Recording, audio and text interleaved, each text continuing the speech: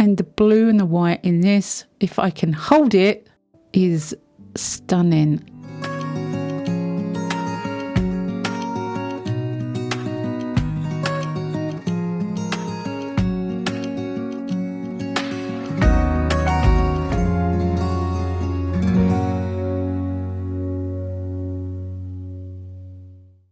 Hey, welcome back to my channel. It's Wendy here from Toonpish Crafts, and I hope you're doing okay.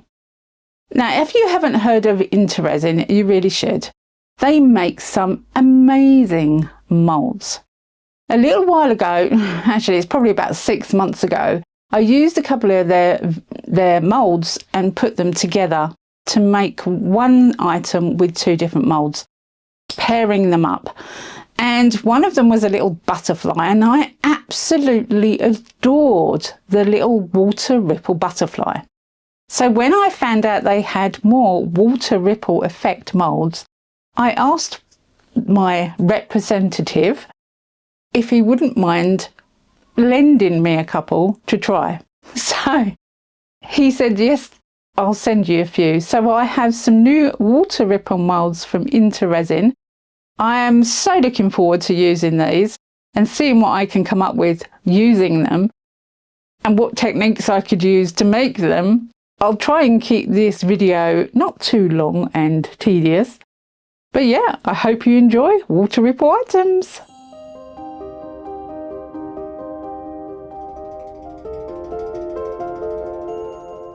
So these are 4 Resin moulds that I was sent, and I'm also going to go back to the butterfly because I absolutely love the butterfly. We have a beautiful tortoise. It's quite a large one, this one.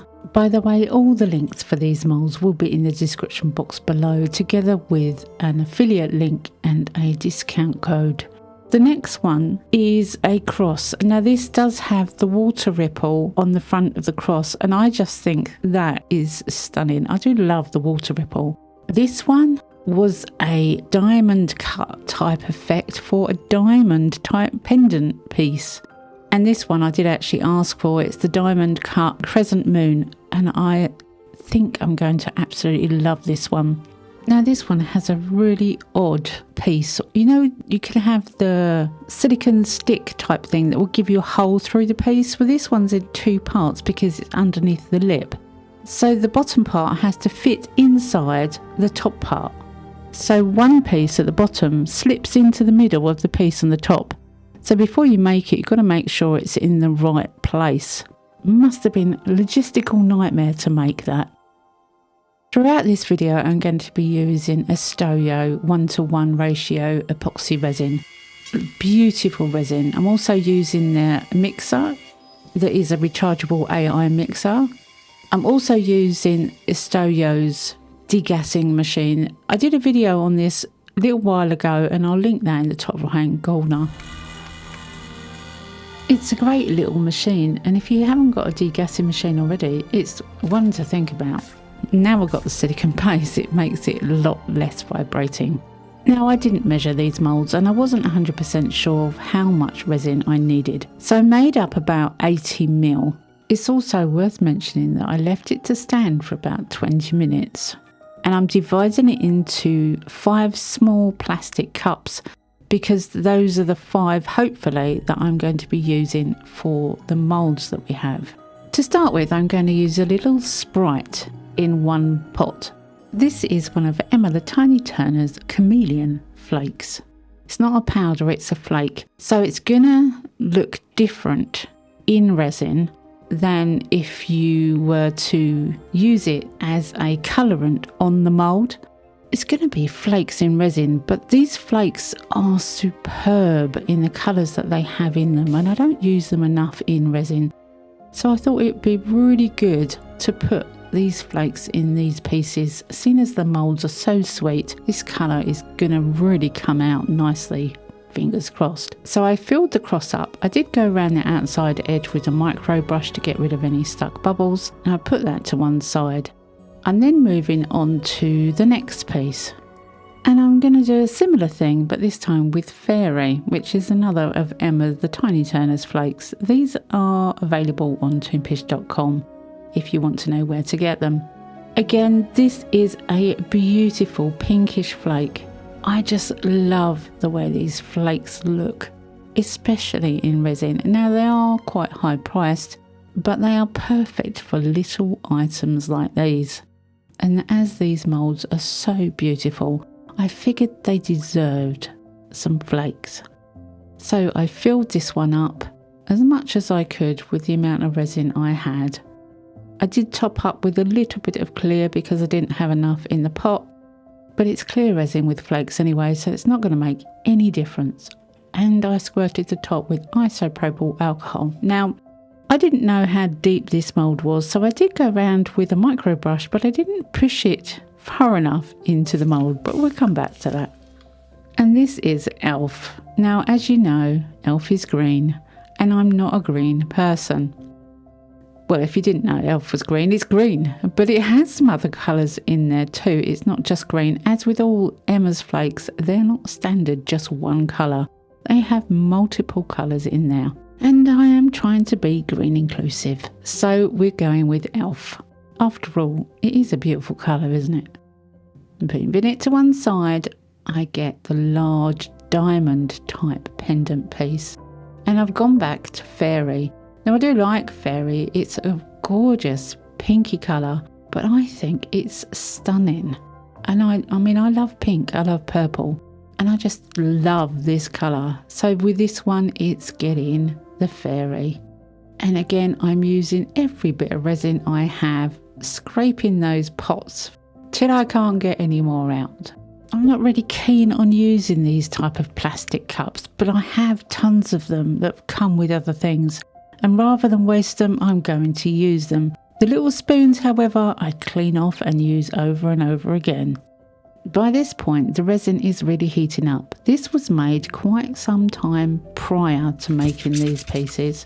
And me being me, quite slow and meticulous, this resin is really heating up and getting sticky. But I'm cracking on and I'm going to do the butterfly. I'm using the rest of the fairy here, and I do have some of the gold sprite flakes left from the cross that I made. So they're going in there too. And because it's getting really sticky, I decided to use a heat gun to heat the resin up so that it would move better.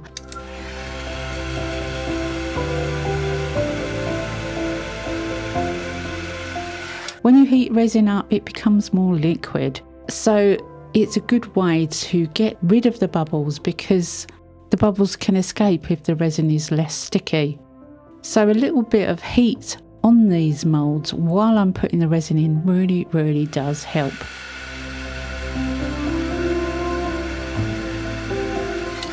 And I'm filling the rest of this butterfly up with the gold.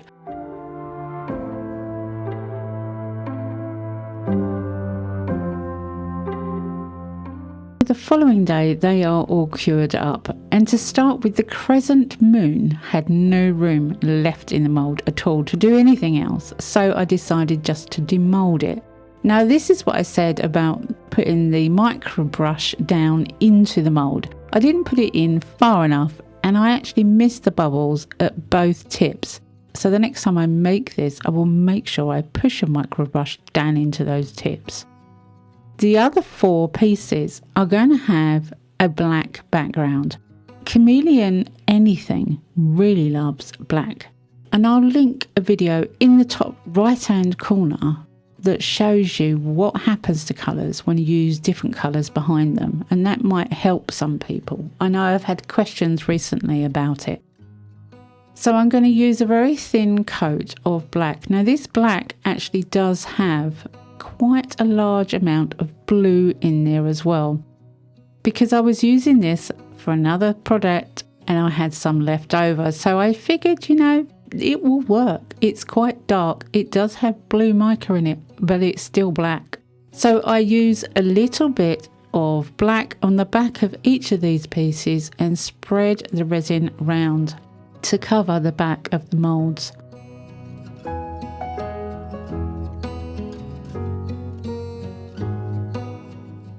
So I went through all the same steps as I did earlier and made up some more resin using the mixer and the debubbler, and I also left it to sit for 20 minutes. And I'm dividing some of it into 2 small cups. Now I'm really into translucent colours at the moment, so I'm going to use some Let's Resin Blue translucent dye. Now I've only got a little bit of resin, so I only want a tiny bit of colour, and I know this blue is extremely strong in colour, so I don't want to put a whole drip in the pot. I want a tiny amount, so I decided to get a micro brush and just put a little bit of the blue colour on the micro brush, and hopefully that will be enough to colour my resin blue without it completely becoming opaque, because that blue is very potent, it's very strong. So I've got my translucent blue. Now with the other one I'm going to use white. Now this is a colour that I don't use very often. I don't use white hardly at all actually. This is Let's Resin translucent white resin dye. And I thought, as I'm into translucent colours, wouldn't it be nice to be able to have one that is a little bit more opaque than the other? So I'm actually putting quite a lot of the white in that resin to make it a little bit more opaque. What I was thinking was I'm going to do half and half, but I didn't want to leave it there. I'm going to add a little bit of Starlight into the white. Starlight is a gold colour, and just by adding a little touch of Starlight, you can see there's hardly any there, just a little bit on the micro brush. It's going to change that white to a sparkly goldy white. Although chameleon pigments worked best with black, because you'll see how bright the colour is, when you put it with white, it acts really differently, and it still has an amazing effect. Now I've got some dark matter here. This is blue. This is quite a really stunning, I love dark matter. It's such a stunning, absolutely stunning blue. It's one of my favourites. And I'm going to add that into the translucent blue, and that's going to give it a completely different twist. It'll still be translucent, but it'll give it a twist. So the plan is to do half and half of the opaque white and half of the translucent blue, bearing in mind they've both got twists in them now. This is the half moon mould that I had trouble with the corners with because I didn't stick it with a micro brush. So this time I'm making sure I'm getting my micro brush into those corners. And because I want a half and half colour, I'm keeping the mould at an angle so that when I start pouring the blue, it will actually go into the other half and not lay on top. And you kind of twist it to a straight position while you're pouring in the second colour. Now white is heavier than blue. It will always be heavier than a translucent colour. White is a heavy colour. That's just the nature of white. It's going to be heavier. So it's going to sink to the bottom. So if you want it to stay separate and not completely take over the front, you really do need to twist that mould. And to keep it twisted as much as you can until you get to a point where the mould is near enough full up. You've got to kind of work your hand with the mould on that one. And you can see here with the close-up, they are definitely 2 distinctive colours at this time, and let's hope that they don't merge too much. So we're going to do the similar thing with the cross. Again, I'm going to use a little bit of the blue dark matter. Again, I want to do half opaque and half translucent, using the white to be the opaque, even though it's heavier and it will sink. I'm still hopeful that I can get this half and half in this mould.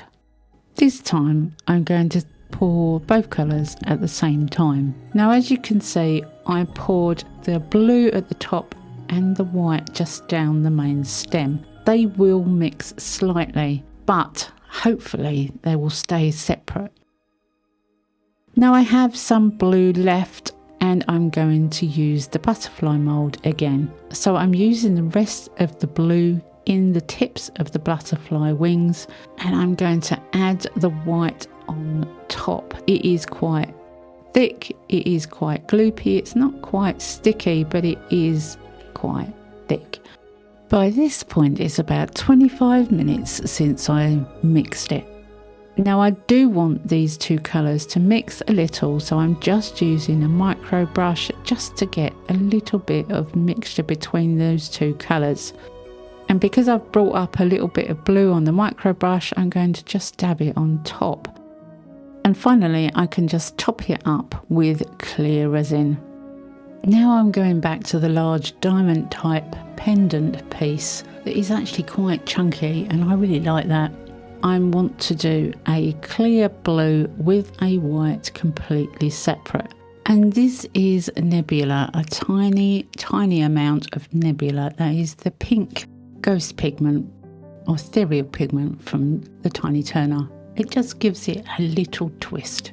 And as I have more clear resin in the cup this time, I'm adding 2 drops of the blue resin dye.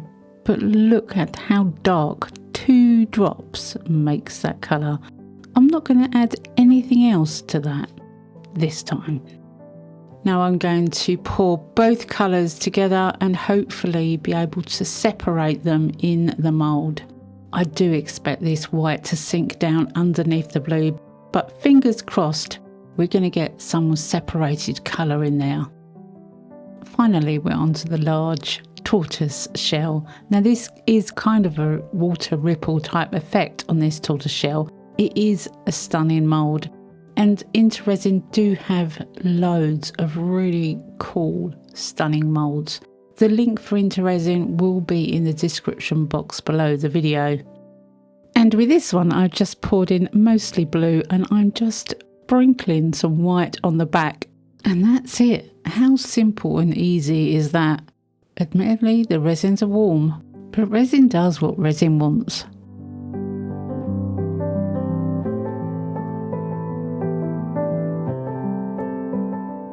So the following day I can demold. Now I know I still haven't shown you the demold from the other set, but I'll do that after this set. I really like how this white has fallen down in the blue and left a circle in the middle that is completely clear. I think that is so cool. Now I'm looking forward to seeing how this cross has come out as well. I'm not a real cross person, but I do love this water ripple effect type mould. And look how that blue has settled. Absolutely stunning. I love those 2 colours together.